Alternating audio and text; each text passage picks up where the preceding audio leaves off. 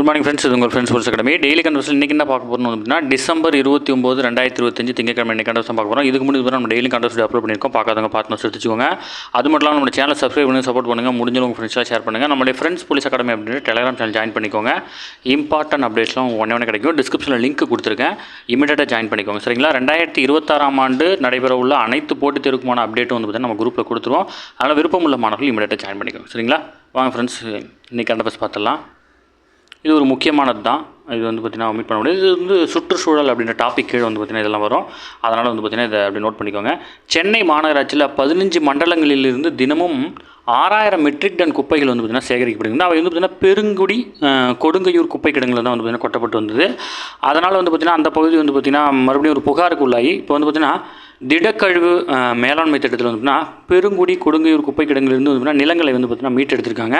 கிட்டத்தட்ட பெருங்குடியில் மட்டும் 96 ஏக்கர் நிலமும், கொடுங்கையூரில் வந்து பார்த்திங்கன்னா 6 ஏக்கர் என 102 ஏக்கர் நிலம் வந்து பார்த்திங்கன்னா மீட்கப்பட்டு மரக்கன்றுகள் வந்து பார்த்திங்கன்னா நடப்பட்டிருக்கு. ஒரு புறம் குப்பைகள் குவிக்கப்படுவதை தடுப்பதுடன் மறுபுறம் வந்து பார்த்திங்கன்னா புதிய குப்பைகளை கொட்டாமல் தடுக்கிறதுக்காக வந்து பார்த்திங்கன்னா மறுசுழற்சி மற்றும் எரிவாயு மின்சாரம் தயாரிக்கும் திட்டங்கள் வந்து பார்த்திங்கன்னா செயல்படுத்துறது 3 திட்டம் செயல்படுத்துகிறாங்க. ஒன்று வந்து பார்த்திங்கன்னா அந்த குப்பையை வந்து பார்த்திங்கன்னா மறுசுழற்சி செய்கிறாங்க. ரெண்டாவது வந்து பார்த்திங்கன்னா எரிவாயு, மூன்றாவது வந்து பார்த்திங்கன்னா மின்சாரம் தயாரிக்கும் திட்டங்கள் வந்து பார்த்திங்கன்னா செயல்படுத்துகிறாங்க. சென்னையில் மாதாவரம், சேத்துப்பட்டு மண்டலங்களில் தினமும் சேரும் குப்பையிலிருந்து சமையல் எரிவாயு தயாரிக்கும் மையங்கள் வந்து பார்த்திங்கன்னா செயல்படுறாங்க. அது மட்டும் இல்லாமல் ஈரக்கழிவுகளிலிருந்து வந்து பார்த்திங்கன்னா இந்த வாயு உருவாக்கப்படுது. அது மட்டும் இல்லாமல் தனியாரால் இந்த இயக்கப்படும் இந்த எரிவாயு உற்பத்தி மையங்களுக்கும் வந்து பார்த்திங்கன்னா அனுப்பும் ஈரக்கழிவுகள் போக மீதமுள்ளவை மாநகராட்சிகள் அமைத்த 22 உரம் தயாரிக்கும் நுண்ணுயிர் செயலாக்க மையங்களுக்கும் அனுப்பப்படுது அந்த குப்பைகள். ஓகேங்களா? அந்த மைனிங்க்கு போனது இல்லாமல் மீதியை வந்து பார்த்திங்கன்னா இவங்கள்ட்ட கொடுக்குறாங்க. குப்பையிலிருந்து தயாரிக்கப்படும் எரிவாயு விநியோகம் அது அதிகரித்துள்ள நிலையில் குப்பையிலிருந்து 31 வாட் மின்சாரம் தயாரிக்கும் மையத்தை வந்து பார்த்திங்கன்னா கொடுங்கையூரில் அமைக்க மாநகராட்சி நிர்வாகம் வந்து பார்த்திங்கன்னா நடவடிக்கை மேற்கொண்டுட்டு இருக்காங்க. ஓகேங்களா? கொடுங்கையூரில் அமைக்கிறாங்க. இது ரொம்ப முக்கியமானது. இதனால் அங்கே குப்பைகள் குவிவதை பெருமளவு தடுக்க முடியும். எதிர்காலத்தில் குப்பை கிடங்கு குவியலும் இல்லாத சென்னை உருவாக்க முடியும் அப்படின்னு சொல்லியிருக்காங்க. சுமார் 50 ஏக்கரில் அமைய உள்ள இந்த மையம் வந்து பார்த்திங்கன்னா தினமும் 3000 டன் குப்பைகளிலிருந்து வந்து பார்த்திங்கன்னா மின்சாரம் தயாரிக்க இருக்குது. ஓகேங்களா? இதெல்லாம் ரொம்ப ரொம்ப முக்கியமானதுப்பா. சுற்றுச்சூழல் அப்படின்ற டாப்பிக்கில் ரீசெண்டாக என்னென்ன இருக்கோ அதெல்லாம் படிக்கணும். அடுத்த ரொம்ப ரொம்ப முக்கியமானது இஸ்ரோனுடைய முக்கியமான சாதனைகள் கொடுத்துருக்காங்க. எல்லாமே இம்பார்ட்டன்ட் நோட்ஸ் எடுத்துக்கோங்க. இந்திய விண்வெளி ஆய்வு நிறுவனமான இஸ்ரோவுக்கு 2025 ஆண்டு ஒரு சாதனை ஆண்டு தான் அப்படின்னு சொல்லணும். கடைசியாக நடந்த டிசம்பர் 24 LVM-3 அப்படின்ற ராக்கெட் மூலம் அதிக எடை கொண்ட செயற்கைக்கோள் வந்து பார்த்திங்கன்னா விண்ணில் செலுத்திருக்கோம். அமெரிக்காவை சேர்ந்த ASD ஸ்பேஸ் மொபைல் அப்படின்ற நிறுவனத்தினுடைய ப்ளூஃபேட் 6 அப்படின்ற தகவல் தொடர்பு செயற்கைக்கோள் கிட்டத்தட்ட 6100 கிலோ எடை கொண்ட இந்த செயற்கைக்கோள் வந்து பார்த்திங்கன்னா நம்ம விண்ணில் செலுத்தியிருக்கோம். ப்ளூஃபேட் 6 செயற்கைக்கோள் வந்து பார்த்திங்கன்னா விண்ணிலிருந்து நேரடியாக கைபேசிக்கு அதிக வேக இணைய சேவையை வந்து பார்த்திங்கன்னா வழங்கும். ஓகேங்களா? ப்ளூஃபேட் 6 செயற்கைக்கோள் வெற்றியின் மூலம் 1993 இதுவரை 34 நாடுகளுடைய 434 செயற்கைக்கோள்களை வந்து பார்த்திங்கன்னா நம்ம விண்ணில் ஏவி கொடுத்துருக்கோம். ஓகேங்களா? இது மட்டும் நடந்தது. அதிக எடை கொண்ட செயற்கைக்கோள்களை செலுத்துவதற்காக GSLV Mark 3 அல்லது LVM-3 என்னும் அழைக்கப்படும் அதிநவீன ராக்கெட்டுகளை வந்து பார்த்திங்கன்னா நம்ம உருவாக்கி வச்சுருக்கோம். இதன் வாயிலாக வந்து பார்த்திங்கன்னா புவி தாழ்வட்ட வட்டப்பாதையில் 8000 கிலோ எடை கொண்ட செயற்கைக்கோள்களும் ஒத்திசைவு பாதைகளில் 4000க்கும் அதிகமான எடை கொண்ட செயற்கைக்கோள்களையும் வந்து பார்த்திங்கன்னா நம்மளால் நிலைநிறுத்த முடியும். ஓகேங்களா? LVM-3 ராக்கெட் மூலம் 6100 கிலோ எடை கொண்ட செயற்கைக்கோள் வந்து பார்த்திங்கன்னா விண்ணில் வெற்றிகரமாக செலுத்தப்பட்டிருக்கு. இந்த LVM-3 தான் வந்து பார்த்திங்கன்னா இந்தியாவுடைய பாகுபலி அப்படின்னு அழைக்கிறாங்க. சும்மா ஒரு புனைப்பெயர் வச்சு அழைக்கிறாங்க. இது அஃபிஷியல் கிடையாது. ஜென்ரலாக இந்த நியூஸ்லலாம் அப்படி தான் வருது. ஓகேங்களா? LVM-3 ராக்கெட்டின் 9வது வெற்றி காரணமாக இந்த பயணத்தின் மூலம் LVM-3 ராக்கெட் 100% நம்பகத்தன்மையை பெற்றிருக்கு. ஓகேங்களா? இந்த LVM-3 வந்து பார்த்திங்கன்னா 6100 கிலோ எடை கொண்ட இந்த செயற்கைக்கோளை கொண்டு செலுத்தின மூலம் வந்து பார்த்திங்கன்னா இஸ்ரோவின் மீது வந்து பார்த்திங்கன்னா மற்ற நாடுகளுக்கு வந்து பார்த்திங்கன்னா ஒரு மிகப்பெரிய நம்பிக்கையை ஏற்படுத்தி கொடுத்துருக்கு.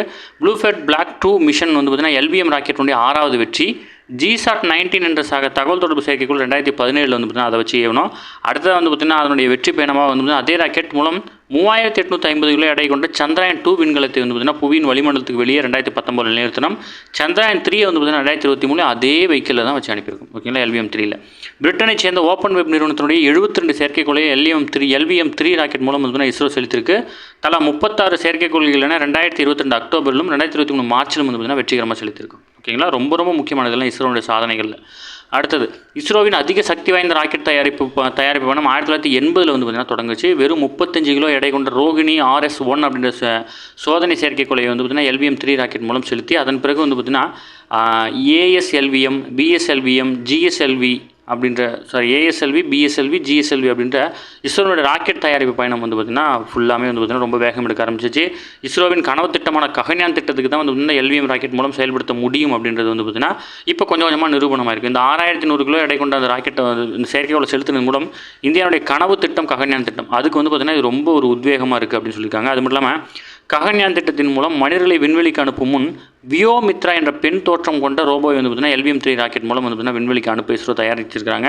அதனுடைய பணிகள் எல்லாம் முடிஞ்சிருச்சு. ஓகேங்களா. இந்த வியோமித்ரா சோதனை வெற்றி அடைந்ததால் அடுத்த கட்டமாக ககன்யான் திட்டத்திற்கு தேர்வு செய்யப்பட்ட விண்வெளி வீரர்கள் விண்வெளிக்கு அனுப்புகிறார். ஃபஸ்ட்டு இந்த ரோபோ அனுப்புகிறாங்க. அதனுடைய பேர் வந்து பார்த்திங்கன்னா வியோமித்ரா. ரொம்ப முக்கியமானது. இந்த மாதிரி வந்து பார்த்திங்கன்னா அதாவது மனிதர்களை விண்ணுக்கு அனுப்புவது மூலம் வந்து பார்த்திங்கன்னா சொந்த நாட்டு விண்வெளி வீரர்களை விண்ணுக்கு அனுப்பிய நாடுகள் பற்றியில் அமெரிக்கா, ரஷ்யா, சீனா வரிசையில் வந்து பார்த்திங்கன்னா இந்தியாவும் இடப்படும். ஓகேங்களா. எதிர்காலத்தில் சொந்தமாக விண்வெளி நிலையத்தை அமைக்கவும் இஸ்ரோ திட்டமிட்டிருக்கு. அதுக்கு வந்து பார்த்திங்கன்னா பாரதிய அந்தரிக்ஷா ஸ்டேஷன் அப்படின்னு பெயர்த்திருக்காங்க. ஓகேங்களா. இந்த திட்டத்திற்கான கனவுகளை சுமக்க தயாராகி வருகிறது LVM-3. ஓகேங்களா. LVM-3 ராக்கெட் மூலம் தான் வந்து பார்த்திங்கன்னா நம்ம இவ்வளவும் செயல்படுத்துது. ஓகேங்களா. ரொம்ப ரொம்ப முக்கியமானது. நோட் பண்ணிச்சுக்கோங்க. இந்த LVMனா என்ன, BSLVனா என்ன அப்படின்ற அந்த அப்ரிவேஷனையும் பார்த்துக்கோங்க. சரிங்களா. அடுத்தது அறிவியல் புத்தாக்கம், தொழில்நுட்ப விரிவாக்கம் துறைகளில் இந்தியாவுக்கு சாதனைகள் வந்து பார்த்திங்கன்னா உலகில் பெரியது அப்படின்னு வந்து பிரதமர் சொல்லியிருக்காரு. இதில் முக்கியமானது என்ன அப்படின்னா ஒவ்வொரு மாதமும் கடைசி ஞாயிற்றுக்கிழமை மனதின் குரல் நிகழ்ச்சியில் வந்து பார்த்திங்கன்னா வானொலி வாயிலாக வந்து பார்த்திங்கன்னா பிரதமர் நாட்டு மக்களுக்கு உரையாற்றுவார். அந்த வகையில் 129வது மனதின் குரல் நிகழ்ச்சி வந்து டிசம்பர் 28 ஒளிபரப்பாச்சு. இதுதான் வந்து பார்த்திங்கன்னா இந்த ஆண்டினுடைய கடைசி நிகழ்ச்சி. ஓகேங்களா. அடுத்து 2026 போய்டும் இல்லையா. 25ஓட கடைசி ஒளிபரப்பு. அதனால் அதில் வந்து பார்த்திங்கன்னா இந்தியாவை பற்றி பெருமையாக சொல்லியிருக்காரு. இந்திய ஆடவர் அணி, கிரிக்கெட் அணி ICC சாம்பியன் கோப்பையும், மகளிர் அணி முதல் முறையாக உலகக்கோப்பை வென்றது, T20 கோப்பை உலகக்கோப்பை கைப்பற்றியது, இந்தியாவின் பார்வை மாற்றுத்திறனாளிகள் மகளிர் அணியில் புதிய வரலாறு படைத்தது, மாற்றுத்திறனாளிகளுக்கான உலக தடகள போட்டியில் வந்து பார்த்திங்கன்னா நிறைய பதக்கங்களை குவிச்சது அப்படின்னு சொல்லிட்டு வந்து பார்த்திங்கன்னா விளையாட்டுத்துறை பற்றி ரொம்ப பெருமையாக பேசியிருக்காரு. அது மட்டும் இல்லாமல் ஜனவரி 12 வந்து பார்த்திங்கன்னா விவேகானந்தருடைய பிறந்தநாளான தேசிய இளைஞர் தினம் வந்து பார்த்திங்கன்னா கொண்டாடப்பட இருக்கிறத வந்து பார்த்திங்கன்னா மென்ஷன் பண்ணி சொல்லியிருக்காரு. ஓகேங்களா. அது மட்டும் இல்லாமல் தீவு நாடான பிஜியில் இந்திய மொழி மற்றும் கலாச்சாரத்தை பரப்ப பாராட்டுக்குரிய முயற்சிகள் வந்து பார்த்திங்கன்னா மேற்கொள்ளப்பட்டிருக்கு. அங்குள்ள இளம் தலைமுறைகள் வந்து தமிழ் மொழியையும் இணைப்பையும் ஏற்படுத்த பல நிலையும் வந்து பார்த்திங்கன்னா முனைந்துள்ளார்கள். பிஜியில் உள்ள ஒரு பள்ளியில் வந்து கடந்த மாதம் முதல் முறையாக தமிழ் தினம் அப்படின்னு ஒன்று கொண்டாடி இருக்கிறாங்க. ஓகேங்களா. அந்த குழந்தைகள் வந்து தமிழில் கவிதைகள்லாம் வந்து பார்த்திங்கன்னா அந்த தினத்தில் வந்து பார்த்திங்கன்னா வாட்சி காட்டியிருக்கிறாங்க. ஓகேவா. அடுத்தது வந்து பார்த்திங்கன்னா முப்படைகளின் தலைவரான குடியரசுத் தலைவர் திரௌபதி முர்மு வந்து பார்த்திங்கன்னா கர்நாடக மாநிலம் கர்வார் கடற்படை தளத்தில் உள்ள உள்நாட்டு தயாரிப்பான நீர்மூழ்கி கப்பல் INS வாக்ஷீரில் வந்து பார்த்திங்கன்னா பயணம் மேற்கொண்டிருக்காங்க. நீர்மூழ்கி கப்பலில் பயணித்த நாட்டின் முதல் குடியரசுத் தலைவர் வந்து பார்த்திங்கன்னா அப்துல் கலாம் 2006 போயிருக்காரு. அதுக்கப்புறம் வந்து பார்த்திங்கன்னா INS சிந்து ரக்ஷக் அப்படின்ற நீர்மூழ்கி கப்பல் அவர் போனார். அவருக்கு பிறகு நீர்மூழ்கி கப்பலில் பயணித்த 2வது குடியரசுத் தலைவர் யார் அப்படின்னா திரௌபதி முர்மு தான். கர்நாடக மாநிலம் கர்வார் கடற்படை தளத்தில் கல்வாரி ரக நீர்மூழ்கி கப்பலான INS வாக்ஷீரில் வந்து பார்த்திங்கன்னா கடற்படை உடை அணிந்து வந்து பார்த்திங்கன்னா முர்மு பயணத்தை மேற்கொண்டிருக்காங்க. இந்திய கடற்படையில் முன்கள நீர்மூழ்கி கப்பலான INS வாக்ஷீரி வந்து பார்த்திங்கன்னா P-75 ஸ்கார்பியன் திட்டத்தின் கீழ் வந்து பார்த்திங்கன்னா உருவாக்கப்பட்டது. நாட்டில் கட்டப்பட்ட 6வது மற்றும் கடைசி நீர்மூழ்கி கப்பல் வந்து பார்த்திங்கன்னா இந்த கப்பல் ஜனவரியில் தான் வந்து பார்த்திங்கன்னா கடற்படையில் இணைக்கப்பட்டுச்சு. அதில் வந்து பார்த்திங்கன்னா அவங்க ட்ராவல் பண்ணி பார்த்துருக்காங்க. இதில் நிறைய மேம்படுத்தப்பட்ட அமைப்புகள் இருக்குது. எதிர்காலத்தில் மேம்படுத்தக்கூடிய ஏர் இண்டிபெண்டன்ஸ் ப்ரொஃபல்ஷன் அப்படின்ற ஒரு தொழில்நுட்பமும் வந்து பார்த்திங்கன்னா அது இருக்குது. ஓகேங்களா. தனது பதவி காலத்தில் வந்து பார்த்திங்கன்னா விமானப்படையின் 2 போர் விமானங்களில் பயணித்த முதல் குடியரசுத் தலைவராக இருக்கிறாங்க. 2023 ஆண்டு சுகோய் 30 அப்படின்ற MKI அப்படின்ற போர் விமானத்துலையும், அடுத்து வந்து பார்த்திங்கன்னா ரீசெண்டாக அக்டோபரில் வந்து பார்த்திங்கன்னா ரஃபேல்லையும் வந்து பார்த்திங்கன்னா பயணம் மேற்கொண்டாங்க. ஓகேவா. அடுத்து வந்து பார்த்திங்கன்னா இந்தியாவின் விமானப்படைக்கு தங்களது C-130 அப்படின்ற சூப்பர் ஹெர்குலிஸ் அப்படின்ற ராணுவ விமானத்தை வந்து பார்த்திங்கன்னா பயனுள்ளதாக இருக்கணும் அமெரிக்க நிறுவனம் வந்து பார்த்திங்கன்னா லாக்ஹூட் மார்டின் அப்படின்ற நிறுவனம் வந்து பார்த்திங்கன்னா ரெஃபர் பண்ணியிருக்காங்க. ஓகேங்களா. 80 ராணுவ போக்குவரத்து விமானங்கள் கொள்முதல் செய்ய வந்து பார்த்திங்கன்னா மத்திய அரசு வந்து பார்த்திங்கன்னா தயாராகிட்டு இருக்குது. இதுக்கு வந்து பார்த்திங்கன்னா அவங்க அதை ரெஃபர் பண்ணியிருக்காங்க. அடுத்தது தேசிய ஓய்வூதிய திட்டத்தில் வந்து பார்த்திங்கன்னா சில மாற்றங்கள் வந்து பார்த்திங்கன்னா கொண்டு வந்திருக்காங்க. மத்திய அரசினுடைய தேசிய ஓய்வூதிய திட்டம், அதாவது NPSன்னு சொல்லுவாங்க. சந்தாதாரர்களுக்கு அதிகப்படியான பலன்கள் கிடைக்கும் வகையில் ஓய்வூதிய நிதி மற்றும் ஒழுங்காற்றுதல் மற்றும் மேம்பாட்டு ஆணையம் வந்து பார்த்திங்கன்னா அது சில மாற்றங்கள் கொண்டு வந்திருக்காங்க. இது ஓய்வூதிய பெறும் வயதை எட்டிய பிறகும் சந்தாதாரர்கள் தங்கள் வசதிக்கேற்ப திட்டங்களை நீட்டிக்கவோ அல்லது வெளியேறவோ முடியும். முடிவு காலத்தில் மொத்த பணத்தையும் ஒரே தவணையில் எடுக்காமல் தேவைக்கேற்ப பிரித்து எடுக்கிற மாதிரி நிறைய ஸ்கீம் கொண்டு வந்திருக்காங்க.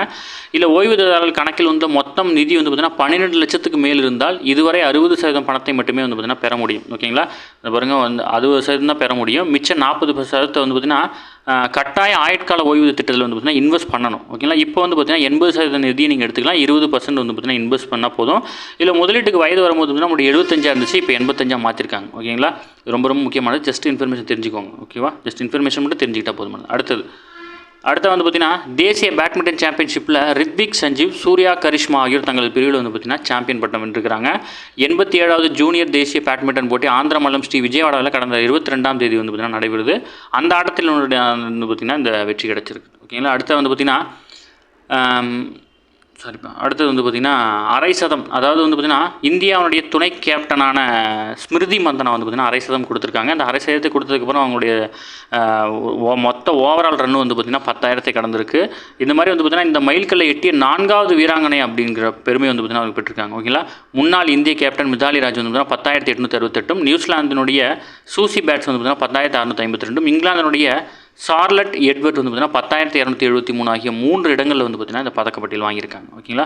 அடுத்தது அண்டர் 19 உலகக்கோப்பை இந்த வந்து பார்த்திங்கன்னா இந்திய அணி வந்து பார்த்திங்கன்னா அறிவிக்கப்பட்டிருக்கு. இதுக்கு வந்து பார்த்திங்கன்னா கேப்டனாக ஆயுஷ் மாத்ரே வந்து பார்த்திங்கன்னா இந்திய அணியுடைய கேப்டன் அறிவிக்கப்பட்டிருக்காரு. இதில் வந்து பார்த்திங்கன்னா இந்தியா வந்து பார்த்திங்கன்னா இந்த ஆட்டத்தில் தொடர்ந்து 5 முறை வந்து பார்த்திங்கன்னா சாம்பியன் பட்டம் பெற்றிருக்கிறாங்க. ஓகேங்களா. அடுத்தது உலக ரேபிட் செஸ் சாம்பியன்ஷிப்பில் இந்தியாவுடைய அர்ஜுன் எரிகேசி, கோனேர் ஹம்பி ஆகியோர் வந்து பார்த்திங்கன்னா தங்கள் பிரிவில் வந்து பார்த்திங்கன்னா வெண்கல பதக்கம் பெற்றிருக்கிறாங்க. ஓகேங்களா. டை பிரேக்கர் முடிவில் ஆர்டன் மியூ வந்து பார்த்திங்கன்னா 2ஆம் இடமும், அர்ஜுன் வந்து பார்த்திங்கன்னா 3ஆம் இடம் பெற்றிருக்காங்க. உலக ரேபிட் செஸ் ஓப்பன் பிரிவில் வந்து பார்த்திங்கன்னா விஸ்வநாத ஆனந்துக்கு பிறகு பதக்கம் என்ற ஒரே இந்தியராக வந்து பார்த்திங்கன்னா இவர் பெருமை பெற்றிருக்கிறார். அதேமாதிரி வந்து பார்த்திங்கன்னா மொத்தம் கோனேர் ஹம்பி வந்து பார்த்திங்கன்னா 11 சுற்றுகள் கொண்ட மகளிர் பிரிவில் வந்து பார்த்திங்கன்னா 3ஆம் இடம் பெற்றிருக்காங்க, வெண்கல பதக்கம் பெற்றிருக்காங்க. ஓகேங்களா. ஜஸ்ட் இன்ஃபர்மேஷன், அவங்க யார் எந்த விளையாட்டும் தொடர்புடையாங்க, இது வந்து ரொம்ப முக்கியமான கேமு, அதனால் வந்து பார்த்திங்கன்னா வெண்கலம் வாங்கியிருக்காங்கன்றதை தெரிஞ்சு வச்சுக்கோங்க. சரிங்களா. ஓகே ஃப்ரெண்ட்ஸ், இன்றைக்கி கண்டவஸ் அவ்வளோ தண்டை கேட்க வாய்ப்பில்லை. டெய்லி கண்டவஸ் டெய்லி பார்த்துங்க. அப்போ தான் மந்த்லி வீக்லி படிக்கும்போது உங்களுக்கு ஈஸியாக இருக்கும். நம்ம சேனல் சப்ஸ்கிரைப் பண்ணி சப்போர்ட் பண்ணுங்கள். முடிஞ்சாலும் உங்கள் ஃப்ரெண்ட்ஸில் ஷேர் பண்ணுங்கள்.